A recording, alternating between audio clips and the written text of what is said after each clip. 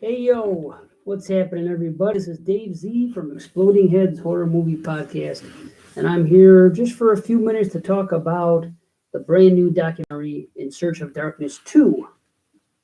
Now, I'm sure that a lot of people that are here visiting are familiar with the original In Search of Darkness. If not, you really should go back and watch that one before you consider going into this one. But it's basically a celebration of horror from the 80s.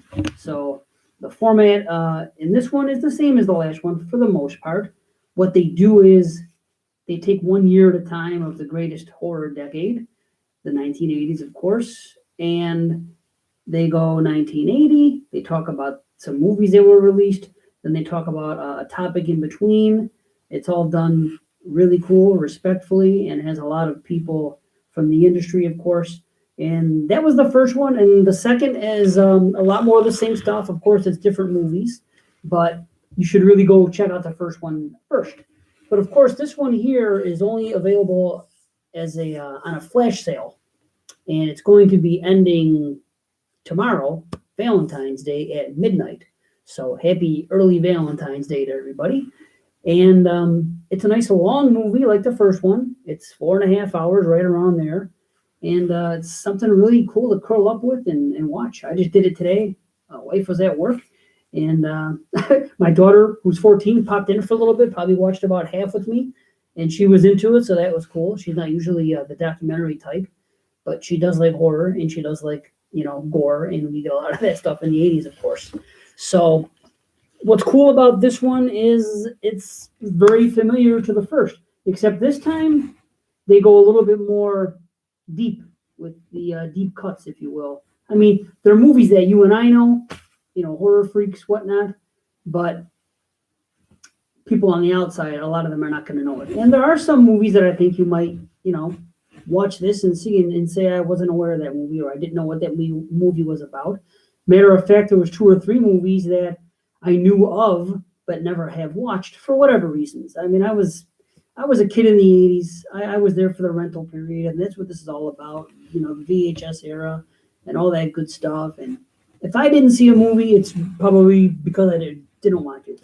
Either I was turned off by one thing or the other, or just thought I wasn't going to be my cup of tea. Or back then, I was just into different type of movies. I wasn't into creature features quite as much as as an adult I've come around on. So I was into slashers and satanic stuff and just different other things. But our taste changes as we get older. But I can tell you this: all the stuff I loved in the '80s, I still love now. And if you love '80s horror, you've got to watch the first one and you've got to watch this one. Now, what's cool about this one is, like I said, you get more of the not obscure is not really the right word, but not as obvious choices. Like if you're making, if you sit down to watch a movie, or pardon me, if you're going to make a movie like this, like David Weiner did, who did the first one and this, wrote and directed, produced, whatever.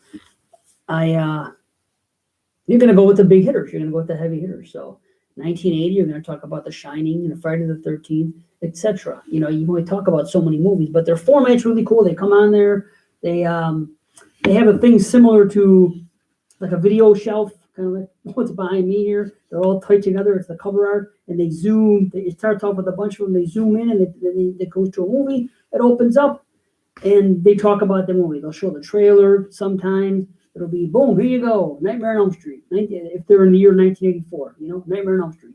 Go in there, and they'll talk about it. A lot of times you'll have people that were in the movie talking about it, or involved in the production, or anything, any aspect of the film. And then you just have other people that are, horror movie royalty, other actors, other directors, and they'll weigh in, they'll talk about it a little bit. And then you have just, people that are fans. Well, Chris Jericho, professional wrestler, of course, but I mean, he's a fan of horror. He's not a horror actor. And then you have a couple other people like that. You have the gentleman from Good Bad Movies, the YouTube channel, and then you have James Rolfe, also known as the Angry Video Game Nerd. And, a lot of people know he's a big horror fan. So he gives input too. So one of the things I liked about this, aside from the fact that you're getting not just the big hitters, but you got a lot of that in part one, you're getting into other stuff. You also have a lot of the same people that were on the first one. And then you have some more people that came in. Like, for example, in this one, you get a lot of Linnea Quigley, which is always great.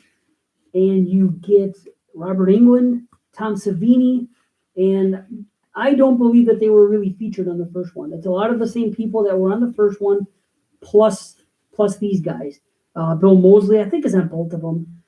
You get Tom Atkins here and there. You know, there's so many people.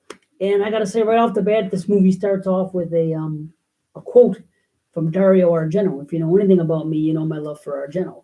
So right off the bat, there's a quote for Argento. Okay, let's go. I was excited to watch this. You know, I saw the first one. It's a long movie, but I was geared up. I was excited to watch it. And, you know, so I'm like, okay, can't go wrong. Starts off with Argento, 80s horror. Let's go. Somebody on there said something about the good ones, talking about the movies of the 80s. The good ones all become the classic, while the bad ones a lot of times become cult favorites, which is kind of cool. It's kind of an interesting way to look at the 80s horror, because it's a decade like we're never going to see again because of that. Because it's sometimes movies are even so bad they're good. But we had so many great movies. We had so many things, different type of movies. Just everything was happening at once, you know. So it was interesting because he's Stuart Gordon in there. Rest in peace. It's the first time I've seen him on anything since he's passed. I saw a little bit of, someone else who had recently passed away was on there. Son of a gun, it's slipping me. But again, there's a lot of people on there. You get what I like about this is what they always do. This is what they did in the last one too. But they'll talk about a year, 1980. They'll talk about a handful of movies, and then they'll go into before they go right into 81. They'll have like a topic of conversation. So like one of the topics of conversation would be the people that are on the panel talking about how they were first introduced to horror movies, and they all have a different story. And yeah, of course, and that's all really interesting stuff.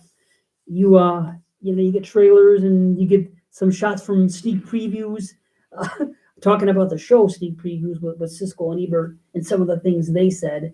That comes up in some of the discussion. We get a lot of 80s Italian talk. They go real deep into one of those. Mostly it's about Argento and Fulci and Bava, but it's really cool. Like I said, for me there wasn't a dull moment. Some of the other stuff we talk about, we have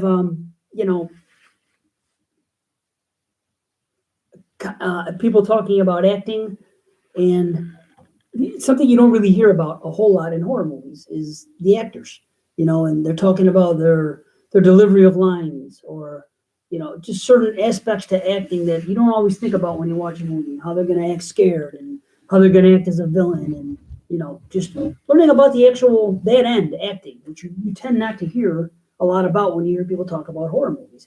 So, a lot of Linnea Quigley, which, like I said earlier, that's great. I mean, you still got Keith David, you got Jeffrey Combs, Nancy Allen is also featured in here. I don't think she was in the first one, and she's great. She has a lot of insight. And they also have these, outside of these little things in between, and some other examples, they talk about children being in horror. They talk about seeing movies from the victim's eyes or the killer's eyes, the POV of that. They have a little, thing in between about video games from the 8-bit and the 16-bit era, Nintendo, Atari, things like that. They talk about the video nasties a little bit when they get into the Hollywood Chainsaw Hookers, which is one of the movies they discuss for a few minutes.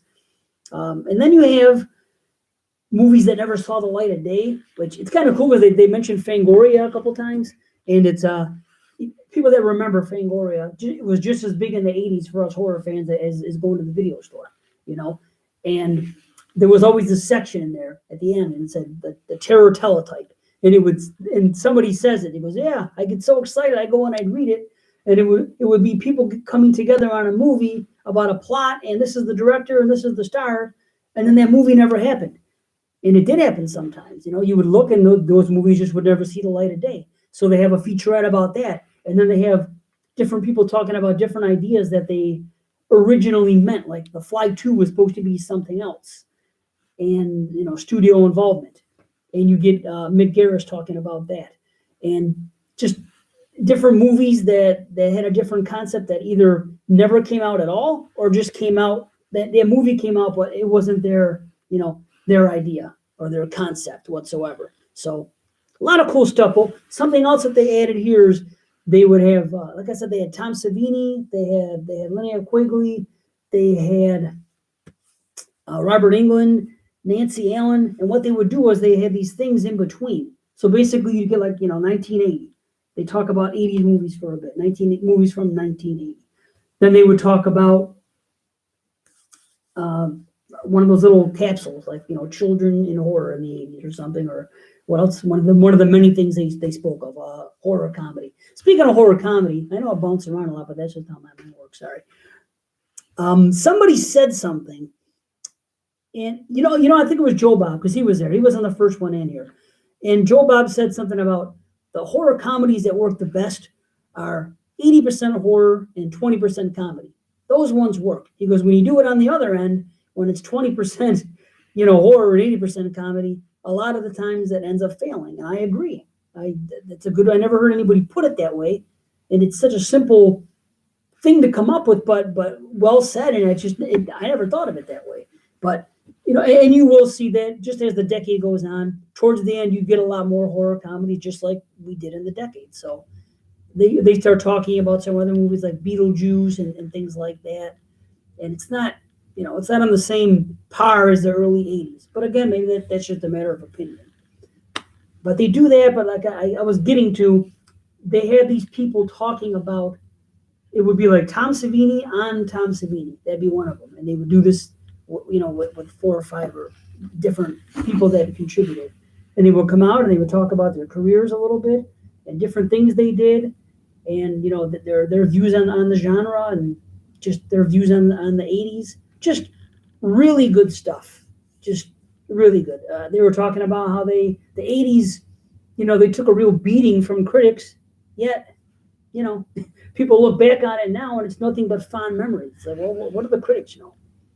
So you got to see this. Oh, there's a couple good conversations that come up. They talk about Geddy Watanabe's in there, and he talks about being an Asian actor and how in the beginning, he was really breaking through, and then later on you started to see Asian people with not speaking like stereotypically, like, just with regular American accents or whatever, and how he saw that come around and what a difference it's made, things like that. And then Barbara Crampton's in there, and she was talking about how in the early days, she was typecast for these roles, and she was like a screen queen, and then she left for a little bit, then she came back, and she felt right before she left, she did Castle Freak.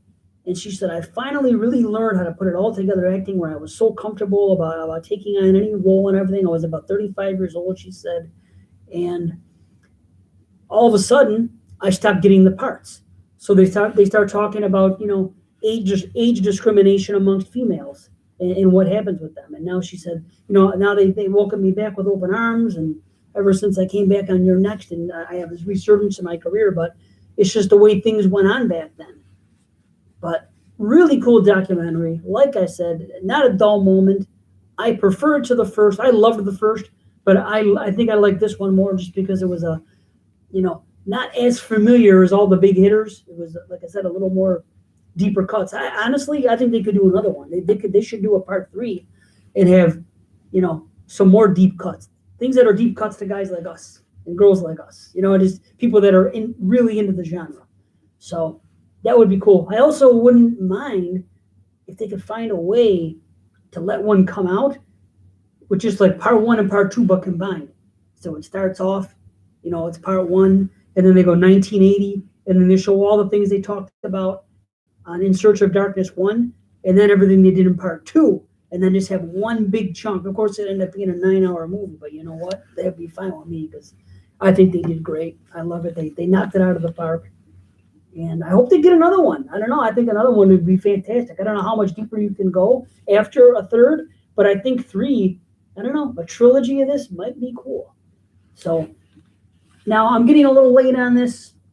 Like I said, it's a flash sale that's going on now, and it's ending Valentine's Day. So there isn't a whole lot of time left. Valentine's Day at midnight. So, from this moment on till tomorrow at midnight, you can get it. You can get the Blu-ray. And the cool thing is, if you get the Blu-ray, it also comes with the digital screener of the original. So you'll get 1 and 2. So even if you haven't seen 1, you could get it, and they'll ship it out. And I think it said the screeners will begin. You'll be getting them on the 19th of February. But where you want to go is to 80shorrordoc.com. Go there, sign up, get on that flash sale while you can, because it's going to be disappearing. You're not going to be able to get it on physical at all after tomorrow, after the flash sale. I don't know what's going to happen digitally down the road, but this is what I see right now. So I'm going to highly recommend it. I'm going to put stuff in the notes as far as the links and everything else. But thanks for hanging with me and bearing with me. And again, I haven't done a lot of these videos, but I plan on doing more. This is probably like the 4th or 5th. But I'm going to do more. I'm going to get better. Maybe I'll, be as comfortable doing videos as I am on the podcast. Right now, I still have that little bit of nervousness. So, but happy Valentine's Day, everybody. And hey, listen, I'm going to tell you guys about my first love. It's right here, baby. This is it. This is my first love. Horror movies, the VHS store.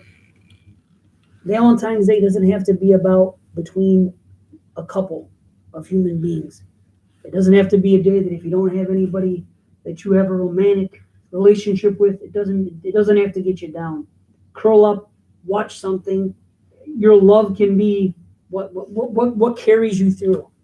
What happens now? For a lot of you guys, it's your horror movies, and I'm right with you.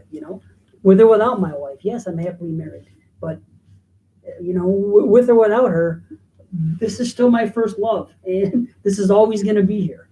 So celebrate that. Don't get down. And people that are celebrating their Valentine's Day, awesome. Salute. Enjoy yourselves. That's spread the love one way or another. And hopefully, we have less hate in the world.